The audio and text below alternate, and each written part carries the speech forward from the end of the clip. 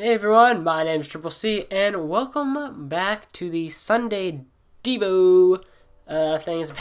It's been about 2 months. I think I didn't do one in January, so I did one in February. So yeah, it's been about 2 months. Been a hot minute since we've done this, but that's okay because we're here now. If you read the title, we're gonna be talking about dating. Still, we're on week number 3. Who to date? Next time, or I guess month 3, because I'm bad at this, I'm sorry. But the next ones will be like who to date. But this is going to be on the how to date. So, we're just going to get right into it. First of all, can we just establish that our modern dating thing is kind of a mess. Just a little bit of one, you know. I mean, we got like all these pop songs and love songs. Like, back in the 80s, there's like Backstreet Boys and like, I'm trying to think of, hooked on a feeling, all these happy, upbeat love songs, and now we got freaking Taylor Swift. Look what you made me do. See, it's just bad now, and it's all these love pop songs. Like love is being portrayed as like an angry thing. It's like, this dude broke up with me. Anyways, there's a lot of hurt in dating, of it, and that's reflected through these songs, you know, and. I think I said this in one of my other videos, like, no one really cries like a broken-hearted person, like someone after broken up dating. I just realized my lighting was trash. I fixed it. It's fine. We're fine here. But yeah, even with, like, everyone's, like, the dating, like, your people, like, the way it's portrayed, everyone, like, most people, if you would ask people, like, hey, do you want to get married, or do you want to spend the rest of your life alone? They'll say, yeah, we want to get married, and no, you don't want to spend the rest of your life alone, because most people, almost all people, want to get married. And, like, a lot of this stuff, a lot of people, marriage and, like, some divorce and stuff, we long for someone, for permanence, right? For someone to not run out on us. Which is, like, that's part of, like, the human heart, you know, like, someone to be there, and that was put in there, you know, by God, because he made us, and he's like, you won't be satisfied really by anything else in this world but me. But because of this, like, dating's been, like, become this big confusing thing, and we're like, we don't know who to date, or we don't even know how to date, because everyone's portraying in the wrong way. Like, what do I do? And it's kind of become status, but, like, it's not, shouldn't be. Dating is a state of evaluation for marriage. There's always somewhere between the longing for marriage and this being married. There's this, like I said, the process of evaluation, and that is dating. All the confusion from this comes from when we start calling this process of dating, when we start calling it a status, like, oh, I got a boyfriend, I'm gonna go put on Instagram, like, have a little heart and, like, the date and stuff. I mean, listen, you know what I'm talking about. But, like, that's all the issues, all the confusion and hurt and stuff comes because we're not treating it how it's meant to be, you know. My lighting is just acting up. I think I've just fixed it. We're fine. I'm a professional. Okay. Anyone can get a date, right? And anyone can marry. Like, right now, if you see your standards low enough, you can get a date tonight, whenever you're watching this. Am I right? But a lot of people don't do it well. Most people don't do it well. Kind of an issue. And there's 2 things, like, a good dating experience is based on, and that's partially because who you date and how you date. Because it's a process, not a status. It is a process of evaluation for marriage. And when you're dating, you want to be dating someone who lines up with someone you want to marry, not just be with for a little bit, right? So there's a lot in the Bible. It's pretty big book, but there's not a lot in it about dating necessarily, but it does have a lot to say about the evaluation for marriage, which is what dating's supposed to be. And it says in Proverbs something. It says a good woman is more precious than gold for guys. Like, that is like, there's Proverbs 25:24. Have it right here. It is better to live in a corner of a roof than share a house with a quarrelsome wife. Even David, listen, David knew that, man. And that's for marriage. You don't want to live with the person who gets angry all the time and is just starting fights. And so when you're dating, you're like, if they do that, you're like, nope, you're out, man. That's not what you're doing. For girls, Proverbs 25:28 says, like a city whose walls are broken through is a person who lacks self-control. You don't want a guy. Guys are supposed to protect, right? Like supposed to be like a city wall. And this is saying, dude who lacks self-control is like a wall who's broken through. Ain't gonna be protecting anything now, is he? That's so when you're dating, you don't want anyone you don't want someone who's lacking self-control in certain aspects of that dating, because they're gonna be doing this exact same thing in marriage, because it's their right. And so there's this modern problem of dating, which require proper solutions, which we're gonna talk about. So, this we're gonna do right now. When you're dating, okay, what a lot of people look for now is characteristics rather than the character. And like, if you're in high school, if you've been in high school, you know this. Dude, there are some people just dating for looks, and there's like, it's like the whole online dating thing. You're like Tinder, it's like, oh, you swipe right, swipe left. I don't know, but like, it's all based off looks, right? And it's not necessarily a bad thing, but it's a very bad foundation. It's not bad on its own, but as a foundation for dating, a foundation for marriage, it is a bad thing, because it puts the weight and the strain of marriage on a characteristic that fades over time, which that's not what it's meant for. And we tend to make like this fantasy idea of love and of a person we want, and it sets us up for disappointment, because nothing will measure up to that fake thing that you have in your mind. And it doesn't work because it's built on the thought, right? That the thought that you think you know what you want, but really you don't know what you want. There are people who have been married who I know, right? And that they like, you're like, I want this person like to be my wife, like someone who just like, it's like likes the same things as me, and we can just do all the same stuff. Dude, some people marry someone else who's the complete opposite of them, and it works because that is how it's designed, and because it wasn't how they thought, but that was perfect, right?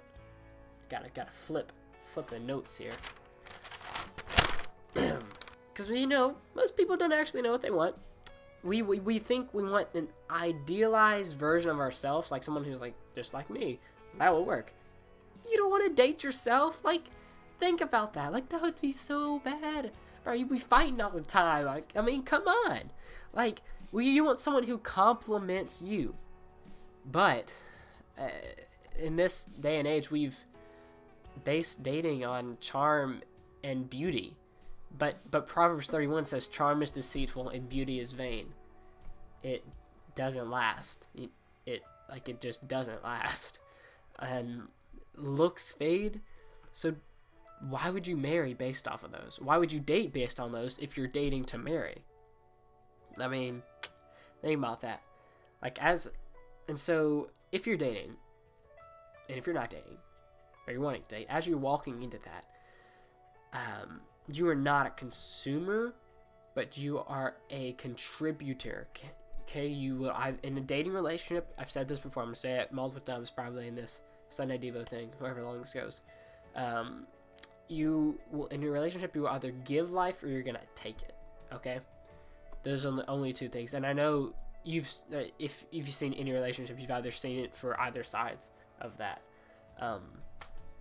So yeah, like with the thing with looks fade, and like, bruh, that's online dating stuff. It's so easy to go online and you like see all these like online dating stuff and like what the world's image of dating is, the world's image of the other gender is, but it's not true, because that's not true. The real love and real intimacy, we just kind of lost that as a society. That's very evident. Like you look at any commercial on TV, you know. Back to the consumer contributor thing. In a relationship, your goal is to build the other person up, and that should be their goal as well. If it's not aligned, that doesn't really work out well. Because in the Bible, Adam and Eve, God brought Adam first. He was working in the garden, naming all the animals. He was working for God, and then God brought Eve to help along, to complement him in the whole process of the garden, right? He didn't bring Eve. He didn't just make Adam and then he make another Adam, right? He made Eve to complement Adam, and this is together. She wasn't meant to serve him. She's complement. They're working together, and not just meeting needs. They're working together for God's glory. So, what do you look for in dating? Well, we're talking about that right now. So 7 things, I think. 7 things to look for in a dating relationship. Number 1, we're going to run through these kind of fast because I'm kind of running out of time here. 1, okay, first of all, these first 4, if you are a Christian, these are non-negotiables. And then these first 3 are non-negotiables. My bad. These first 4. I was right. See, I already know what I'm talking about. And then the other 3 are just generalized ones, and these are kind of in an order-ish. Jeez, my light, bro. Y'all see that? Look at that. My face is like, forehead is all. Anyways, number 1, they must be a believer in Jesus, because you both have to have. If you're going into a dating relationship, you both need to have the same focus. You can't be driving a car and there's 2 wheels, but you're going and you're looking like, I don't know, you're following the North Star in a car. Okay, just track with me. You can't be both looking at a different star, because driving is not going to work. Now, is it? But if you're both looking at the North Star, even though you're driving, you're just going to be going the same direction. You might crash, but you're going the same direction, right? So that's how it is with dating. You want to have the same focus. In 2 Corinthians 6:14, it talks about being unequally yoked. So you don't want to be unequally yoked, which, if you don't know what that means, the reference is talking about farms. They would, in the fields, they would put 2 big oxes together, yoke them together, like this massive, I don't know, they would just make them stay together so they would both be going, and pulling this cart behind them. So, but if you're going to have, if you have, a oxen, big, bulky oxen, and this little tiny donkey, that's not going to work. Donkey is not going to be able to do anything. Oxen's going to have me do it all himself, and eventually he's just going to fall over and be like, nah, fam, I'm done. And so that's not really going to work in a dating relationship. You want to have someone, and so if you're not a Christian, and you date a Christian, that won't work really well. For you anyways, because the Christian's going to be pushing up on you in a good way, but you may not like that.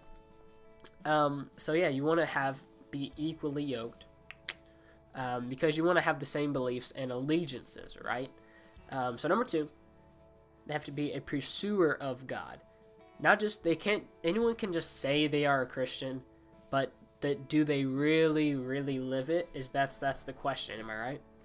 Psalm 1 says, this is for girls, this is kind of the guy you want, a pursuer of God. Blessed is the one who does not walk in step with the wicked, nor stand in the way that sinners take, or sit in the company of mockers, but whose delight is in the law of the Lord, and meditates it on day and night. That person is like a tree planted by streams of water, which yields its fruit in season, and whose leaf does not wither. Whatever they do prospers. That is the kind of guy, that is the kind of man you want to date. That is the kind of person you want to marry. Someone who is deeply rooted in Christ. And for guys, the kind of girl, in Proverbs 31:25, she is clothed with strength and dignity. She can laugh at the days to come. She speaks with wisdom, and faithful instruction is on her tongue.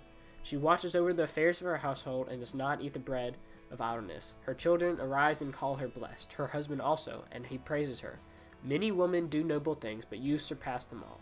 Charm is deceitful, and beauty is fleeting, but a woman who fears the Lord is to be praised. That is the kind of woman you want, guys. pursuing God in that way, right? So number 3, and go back to number 2. Like I said, anchored in Jesus. Gotta be anchored, you know, because if you both aren't anchored, like same thing with number 1. You're not gonna be looking at the same thing. Number 3, the third non-negotiable, last non-negotiable quote for Christians is they must be on your level spiritually. And what I mean by this is I use this analogy in my dating, my first one, like the overall thing. I didn't make a playlist for this. I'll link it up somewhere. Anyways, that if you're running a race, right, and you're running, and there's this dude beside you, like, or you're running with your friend, and they're way behind you, they're gonna be slowing you down. But if they're on your level, they're running with you, or even a little bit ahead of you, just a little, that's gonna be pushing you to be with them. And that's the same thing for spiritually. You want to be on the same level and same understanding, like you're not like same not type of Christianity, but same level spiritually. Like you don't want someone who just became a Christian and then someone who's been a Christian for like 10 years, because they're gonna have a different level and like awareness of God because they've been doing this for so long. So that's the third non-negotiable. Now we're going to get on to the ones you can be more flexible-ish on. We can run through these real fast. 4, you're going to be theologically compatible. Want to agree on as much as you can for Christians and non-Christians. Like I said, you don't want a Christian and a non-believer just because like there get some arguments and stuff in there, and this won't be good for the marriage. And for Christians, like you want like same ideas theologically for like mission work and like denominations. Like what church are we going to go to? Either Baptist, non-denominational. I really just blank for a second. Catholic, Protestant, whatever. Want to agree on as much as you can and what you specifically believe in God, because that'll line up on how you live. 5, should be socially compatible. Bruh, you gotta like talking to the girl or the guy you're hanging out with. If you don't like being around them, that means you're probably there just for looks, and you should probably just get out while you can. Okay? Because you need to enjoy the conversation together. Like, and you know when you really just like talking to someone, because you like see them in the hallway and just like stop and just talk with them. You know what I'm saying? So that's the 5th thing. Number 6, your life goals should be compatible. College, jobs. Like what do you want to do? You want to go all the way overseas, or just hang out and live in the country and ranch on a farm? I don't know. Be a cowboy for all I care. But you need to line up with the person you're dating and wanting to marry. Because if you're not lined up, like it just, in the end, it won't work well. You know what I mean? That's kind of logical. And number 7, you should be physically attracted. But this is not, like I said, this is not a bad thing. It's just a bad first thing. So this is just a thing. And the thing with this is, as you get to know the person, and as you get to like really know them personally and their characteristics and their personality, the attraction to them should grow. And you probably know what I'm talking about. Just like when you get to know, like the more you get to know someone, the more you get to appreciate them, right? So there's that. And that's the 7 things you want to look for in a dating person, thing, quest, all of the above. One more thing before we go. This is going to be a long one. I know, I'm sorry. If you pursue, as a Christian, if you pursue God above all else, a relationship will follow. Because running the race, right? If you're running looking towards God, hey, look, He's going to bring someone alongside you that you can spur each other on and run the race well together. And Christianity isn't like this list of characteristics, right? If you're like looking at this list, you fall short of these, you're like, dude, I can't do this. We're all sinners. We've all fallen short of this. We've all done things we're not proud of. Because this world is not as it should be. And in 1 Timothy 1:15, Paul's talking, he's like, when Jesus saved me, he's like, I'm the chief sinner. Jesus, his grace saved me. save sinners, of whom I am the worst. I'm sorry about this light, y'all. It's really old and it keeps adjusting itself. Put some duct tape on it. He said, sinners for whom I am the worst. Paul, if you don't know, he's basically, before he was turned to Paul, his name was Saul. He was going to a city called Damascus to kill Christians, murder them. And then Jesus showed up, changed his life. This dude basically was modern day ISIS, okay? And now he's a believer and is just so overwhelmed with the grace of God, dude. Like, there's nothing you do, man, that is not, that God can't heal. Nothing you've gone through that God can't heal. Nothing you've done that God can't forgive. So, there's that little extra thing, because that kind of relates-ish. But yeah, you pursue God above all else, man. Relationship's going to follow. And these 7 things are just a little guide. Hope you took something away from this, as always. And if you want some more, yeah, I got lots of pages, boys. But I got a lot. So if you guys want more, be sure to comment down below, liking all the fun things. Love you guys. I'll see y'all in the next one. Peace. God bless.